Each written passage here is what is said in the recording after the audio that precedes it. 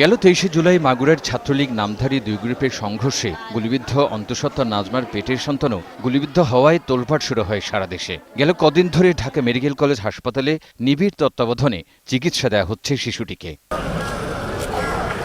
বৃহস্পতিবার Dhaka medical college হাসপাতালের পরিচালক সাংবাদিকদের জানান, এখন শিশুটি শঙ্কামুক্ত, তবে চোখের ক্ষতি সেরে উঠতে অনেক সময় লাগবে বলে জানান তিনি। নর্মাল বাচ্চা যেমন বাচ্চার মায়ের দুধ খাওয়ার চেষ্টা করে সেরকম চেষ্টা করেছে। এমনিতেই তাকে যে আমরা যে নাকে নল দিয়ে দুধ খাওয়াচ্ছি বিশেষ উপায়ে, সেই দুধ খাওয়ার পরিমাণও বেড়েছে। কাজে একজন স্বাভাবিক বাচ্চার যেসব রিফ্লেক্সেস থাকে সেইগুলো তার মধ্যে দেখা যাচ্ছে। সন্তানের এই উন্নতিতে সন্তোষ প্রকাশ করেন তার বাবা বাচ্চু ভূঁইয়া। তবে এই ঘটনায় দায়ী ব্যক্তিদের যথাযথ শাস্তির দাবি জানান তিনি। প্রধানমন্ত্রীর কাছে দৃষ্টি আকর্ষণ করতে চাই, এই সন্ত্রাসীদের জন্য শাস্তির জন্য অবশ্যই হয়, এদের জন্য কোনো রকম ছাড় না দেওয়া হয়। এদিকে শিশুটিকে দেখতে ঢাকা মেডিকেলে আসেন জাতীয় পার্টির চেয়ারম্যান সহ দলের সিনিয়র নেতারা।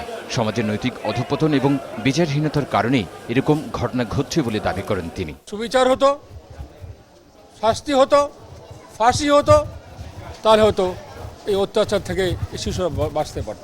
এই ঘটনার জন্য সরকারের পক্ষ থেকে ক্ষমা চাওয়া উচিত জাতির কাছে। অন্যায় হয়েছে, আমরা দেখব যে ভবিষ্যতে ঘটনা না ঘটে। তৌহিদুর রহমান, 21 টেলিভিশন, আমরা নিশ্চয়তা ঢাকা। গ্রহণ করি নাই।